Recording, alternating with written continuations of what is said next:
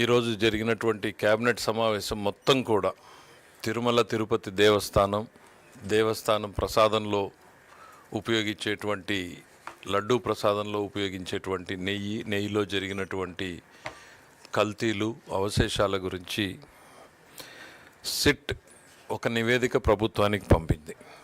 ఇందులో రెండు ఉన్నాయి. ఒకటి ఛార్జ్షీట్, రెండవది ప్రభుత్వానికి సపరేట్గా ఒక లేఖ రాసింది, 11 పేజీల లేఖ. అది మీకు ఇవ్వడం జరుగుతుంది. దాంతోపాటు తిరుమల తిరుపతి దేవస్థానం వారికి భవిష్యత్తులో చేపట్టాల్సినటువంటి రిఫార్మ్, స్ట్రెంగ్థనింగ్ చేసేటువంటి మెకానిజం మీద వాళ్ళకు వచ్చినటువంటి సలహాలు, వాటిని ఇవ్వడం జరిగింది. ఛార్జ్షీట్ అనేటువంటిది కోర్టులో ఫైల్ చేయబడింది. కోర్టు అధికారికంగా దాన్ని ఇంతవరకు కాగ్నిజెన్స్లోకి తీసుకున్నట్టు మనకు తెలియరాలేదు.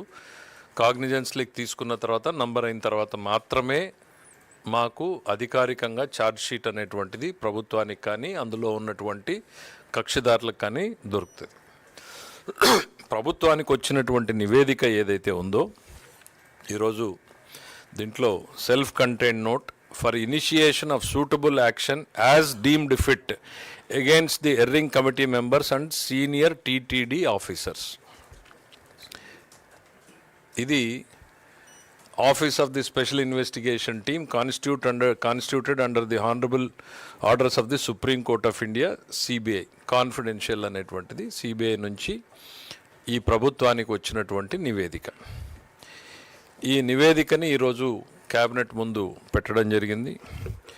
ఇందులో జరిగినటువంటి సంక్షిప్తంగా, ఇది ఛార్జ్షీట్ అయితే మరీ డీటెయిల్డ్గా ఉంటుంది, సంక్షిప్తంగా జరిగినటువంటి లోటుపాట్లని, ప్రభుత్వానికి అందుబాటులో ఉన్నటువంటి సమాచారాన్ని కూడా అధికారులు కేబినెట్ దృష్టికి తీసుకురావడం జరిగింది.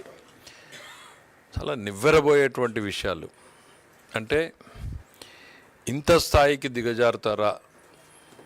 ఎస్, నిన్న వాళ్ళే అన్నారు కల్తీ సహజమని ఎక్కడో అన్నారు. ఒకవేళ వాళ్ళ మాట నిజమా కాదా అనేటువంటిది పక్కన పెడితే, శ్రీవారి క్షేత్రంలో ఇంత స్థాయిలో అక్రమాల్ని తెలియక జరిగితే తప్పనొచ్చు, తెలిసి కళ్ళ ముందు జరుగుతూ ఉంటే కూడా మౌనంగా ఉన్నారా, అందులో భాగస్వాములా అనేటువంటిది కూడా అనుమానం వస్తే, ఖచ్చితంగా భాగస్వాములు అనే రకంగానే మనకు ఉన్నటువంటి అన్ని ఆధారాలు తేలుతూ ఉన్నాయి. వీళ్ళు ఏం జరిగింది అనేటువంటిది ఒక్కసారి మనం రివ్యూ చేసుకుంటే, ఇది వెలుగులోకి రావడానికి కారణం గౌరవ ముఖ్యమంత్రి గారు ఎన్డీఏ పక్షాలకు సంబంధించినటువంటి సమావేశంలో ఇట్లా